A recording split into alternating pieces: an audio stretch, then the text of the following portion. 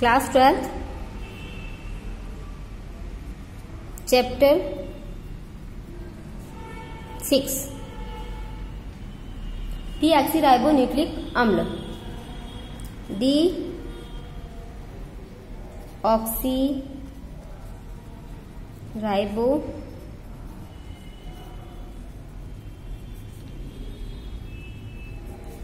ठीक है। डीऑक्सीराइबोन्यूक्लिक अम्ल की बात अगर हम करते हैं तो सबसे पहले इसका इंट्रोडक्शन ये होता क्या है। डीऑक्सीराइबोन्यूक्लिक अम्ल जो होता है वो डीएनए के पॉलीमर या बहुलक होते हैं। क्या होते हैं? डीएनए के पॉलीमर या बहुलक होते हैं।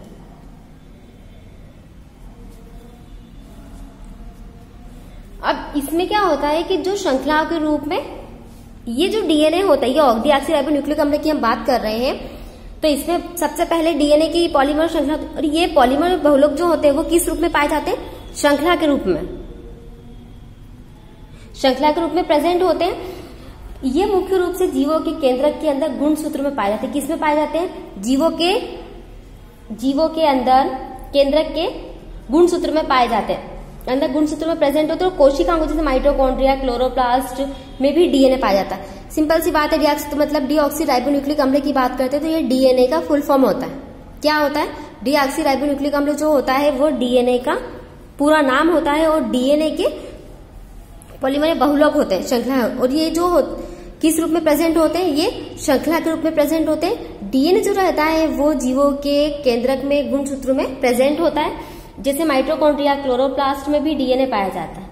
और ये आनुवंशिकी पदार्थ के रूप में कार्य करता है। किस रूप में कार्य करता है? सबसे जरूरी बात, आनुवंशिक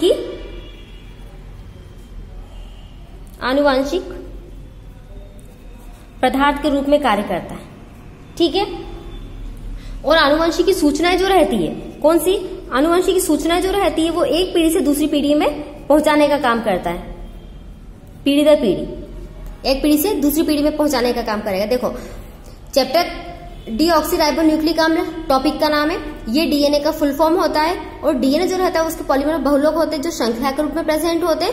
और डीएनए जो रहता है वो किसी भी जीव के केंद्रक में गुणसूत्र में प्रेजेंट होता है, और वो आनुवंशिकी रूप से, आनुवंशिकी पदार्थ जो रहता है उस रूप में कार्य करता है, और सूचनाओं को एक पीढ़ी से दूसरी पीढ़ी में पहुंचाने का कार्य करता है। ठीक है। अब बात आती है इसके रासायनिक संगठन की। रासायनिक संगठन, केमिकल रासायनिक संगठन में सबसे पहली बात कि किस किस से मिलकर बना, क्या इसमें प्रेजेंट होता है। सबसे पहली बात होती है इसमें प्रत्येक न्यूक्लियोटाइड्स में एक नाइट्रोजिनस क्षार होता है। क्या होता है? नाइट्रोजिनस क्षार। दूसरा डीऑक्सीराइबो शर्करा, डीऑक्सीराइबोस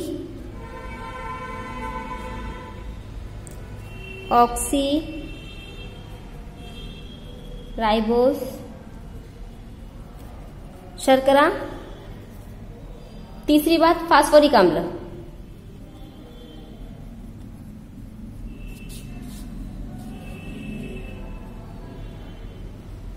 तीसरी किसकी बात आएगी? फास्फोरिक अम्ल की।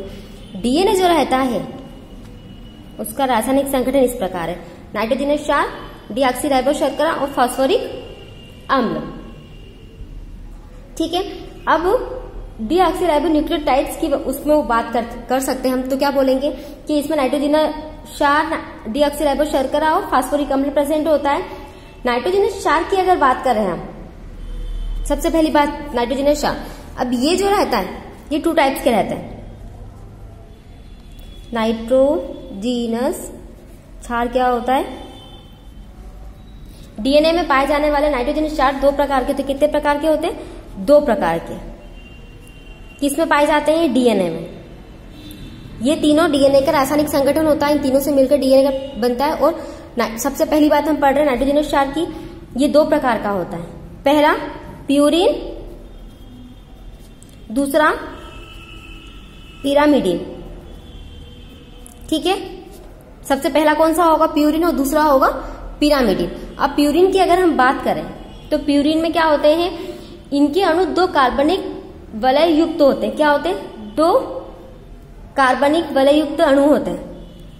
ठीक है, और इसमें क्या क्या प्रेजेंट होता है? एडिनिन, दूसरा ग्वानिन। क्या प्रेजेंट होता है इसमें? एडिनिन और ग्वानिन। प्यूरिन क्या होते हैं?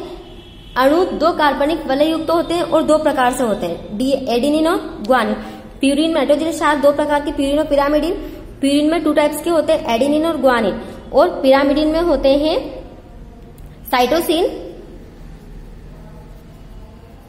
साइटोसिन और थाइमिन।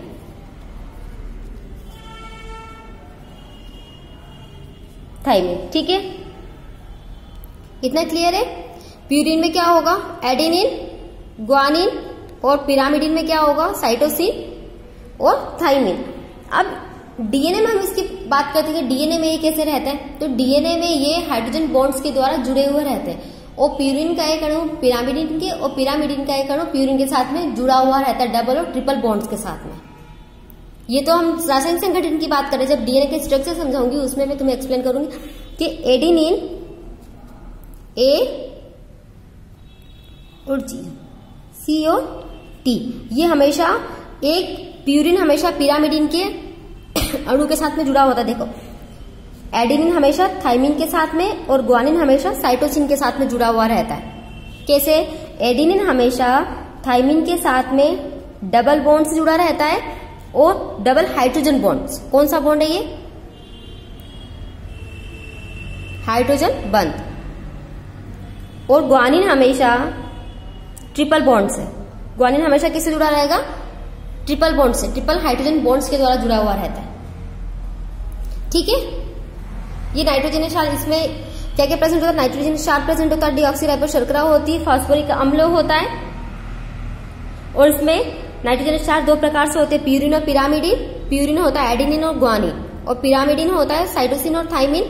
एडिनिन हमेशा थाइमिन से डबल हाइड्रोजन बॉन्ड्स के द्वारा जुड़ा हुआ होता है, ग्वानिन हमेशा साइटोसिन से ट्रिपल हाइड्रोजन बॉन्ड्स के द्वारा जुड़ा हुआ रहता है।